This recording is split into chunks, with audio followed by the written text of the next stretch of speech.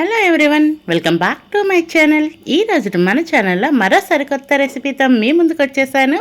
మీరైతే ఫుల్గా వీడియో చూసేయండి, ఎక్కడ స్కిప్ చేయకుండా ఇక రెసిపీ స్టార్ట్ చేసుకుందాం. దీనికోసం ఒక మిక్సింగ్ బౌల్ తీసుకొని 1 కప్పు వరకు గోధుమ పిండిని తీసుకోండి. అలాగే ఈ గోధుమ పిండికి సరిపడా సాల్ట్ని వేసుకొని మొత్తం ఒకసారి బాగా కలిసే విధంగా కలుపుకోండి. ఇలా కలుపుకున్న తర్వాత కొంచెం నీళ్ళని వేసుకొని రెగ్యులర్గా చపాతీ పిండి ఎలా అయితే ఇంట్లో కలుపుకుంటామో అదే విధంగా స్మూత్గా వచ్చేంత వరకు కలుపుకోవాలి.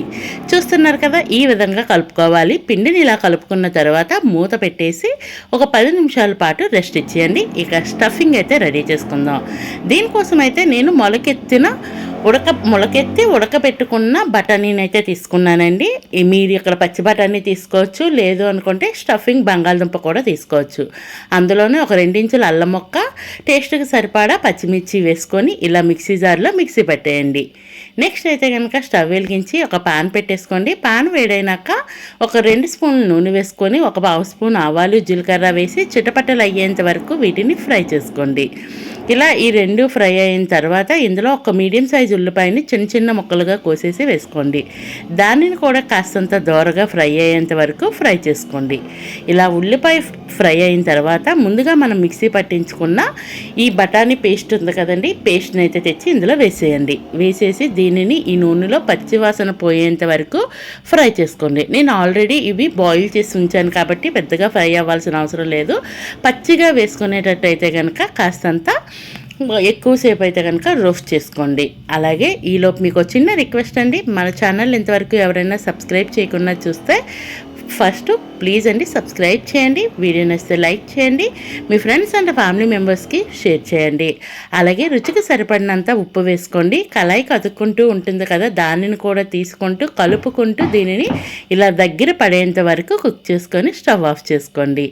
నెక్స్ట్ అయితే ఈలోపే మనకి పిండి బాగా నాని ఉందండి. అలా నాని ఉన్న పిండిలో నుంచి కొంచెం పిండిని తీసుకొని పొడి పిండిని జల్లుకొని నేను వీడియోలో చూపించిన విధంగా చపాతీని అయితే రోల్ చేసుకోండి. మరీ మందంగా కాకుండా మరీ పల్చగా కాకుండా మీడియంగా అయితే ఈ చపాతీని రోల్ చేసుకోండి.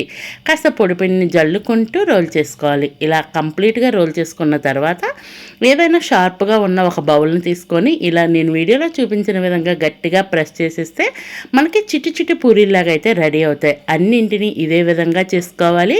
ఇంకా మన ఛానల్లో మంచి స్నాక్ రెసిపీస్ ఉన్నాయి, అలాగే బ్రేక్ఫాస్ట్ రెసిపీస్ ఉన్నాయి. మీకు టైం కుదిరితే కనుక వాటిని కూడా చూడటానికి ట్రై చేయండి. అలాగే ఇంకేదైనా సజెషన్ ఇవ్వాలంటే కామెంట్ బాక్స్ ద్వారా తెలియచేయండి.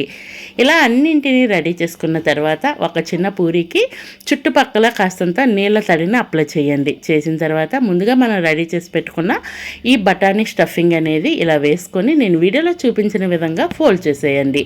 బఠానీ ప్లేస్లో బంగాళదుంపని పెట్టుకోవచ్చు, లేదు అనుకుంటే ఎగ్ బూర్జీ ఉంటుంది కదండి, ఎగ్ బూర్జీ, పన్నీర్ బూర్జీ, ఆ విధంగా కూడా ఏది స్టఫింగ్ ఏది నచ్చితే అది పెట్టేసుకోవచ్చు.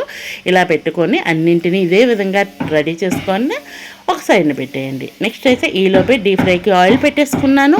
ఆయిల్ వేడైనాక వేడి ఆయిల్లో మనం ముందుగా రెడీ చేసుకున్న వాటిని వేసేసి 1 by 1 వేసుకోండి. కళాయిలో ఎన్ని పడితే అన్నింటినీ వేసుకొని అటు ఇటు తిప్పుతూ మీడియం ఫ్లేమ్లో మంచి రంగు వచ్చేంత వరకు ఫ్రై చేసుకోండి.